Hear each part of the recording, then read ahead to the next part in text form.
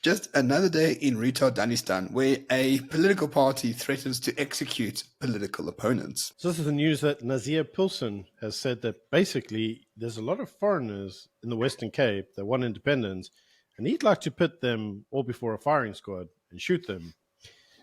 This isn't really his thought, though. This actually comes on the back of Jacob Zuma, who at the weekend said there's a lot of foreigners in the country, in other words, whites, that want to break South Africa apart. And his plan to stop them doing that is to amalgamate the provinces from 9 to 4. Nazia Pilson, however, doesn't really think that diplomatic options are the best choice. No, he is not. He is most well known for beating up the boyfriend of his ex-wife and also for shooting a gun in the air some years ago. And I think that's about it. Apparently, he's a parliamentary MP, but he's never actually at parliament. He used to be a lecturer, but was never present to lecture.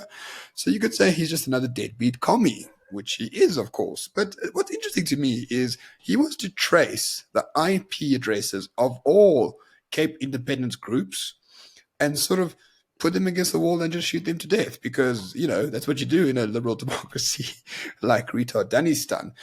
But the most chilling aspect of all of this is the Cape Independent Substack, which is what the story is from. They went to the EFF and asked for comment, and the EFF said, yeah, no comment. So basically endorsing the sort of ethnic cleansing of political opponents, by the looks of it. Yeah, Nazir is an odd one because if you wondered what political party he represents, the EFF, that probably comes as zero surprise to anyone. But he is really weird in that he never really seems to go to anything, never really seems to do anything. But the EFF do protect this guy quite a bit. And in terms of racial stirring, in terms of getting forms of racial hatred, mate, this guy's got a PhD in it. Like, he just goes around shouting his mouth off all the time, stirring up as much racial hatred as he possibly can. Why? Don't know. Maybe because he's a racist puss, Byron. Like, just a thought, But here's the interesting part for me, at least. The EFF is talking about Cape secession a little bit. So is Jacob Zuma. Are they seeing this as a threat to their sort of racial revolutionary hegemony?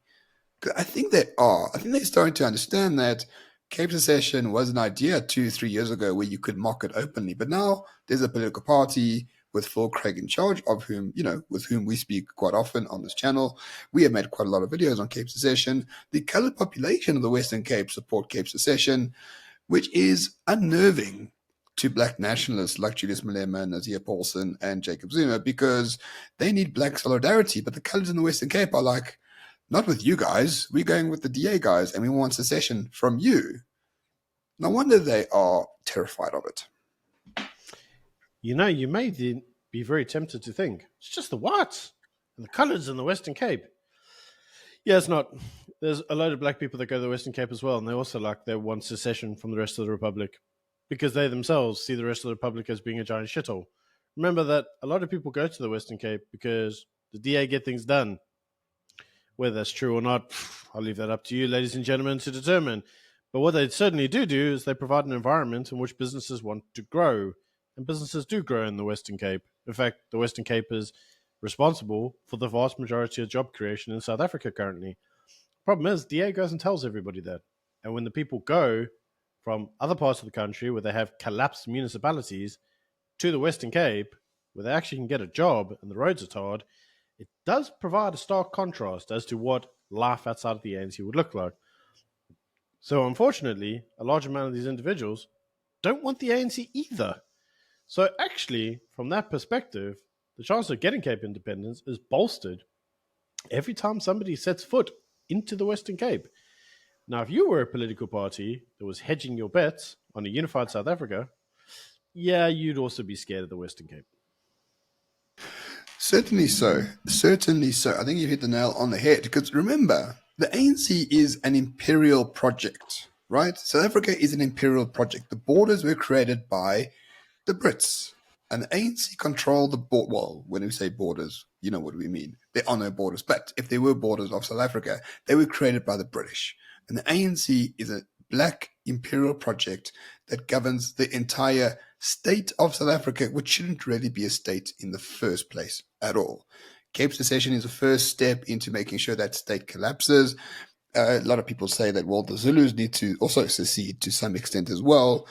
Ironically, I do wonder what Jacob Zuma might think if KZN or the Inkonyama Trust chose to secede from the rest of South Africa. I have a suspicion he might be not in favor of it, but he wouldn't be as against it as the Western Cape leaving South Africa. But at the end of the day, it seems like Cape secession is becoming a threat to the commies.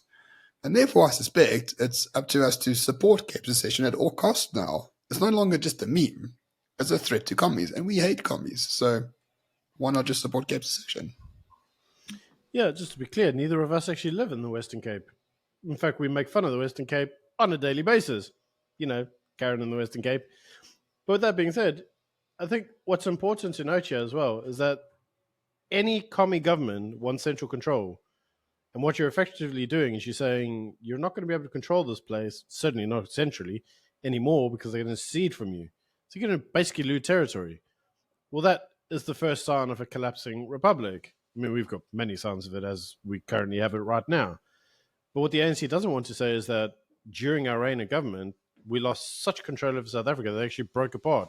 There's one thing for the ANC to splinter, but to actually break an entire country apart, yeah, it's pretty serious, huh? And you're not going to go down in history looked at very well.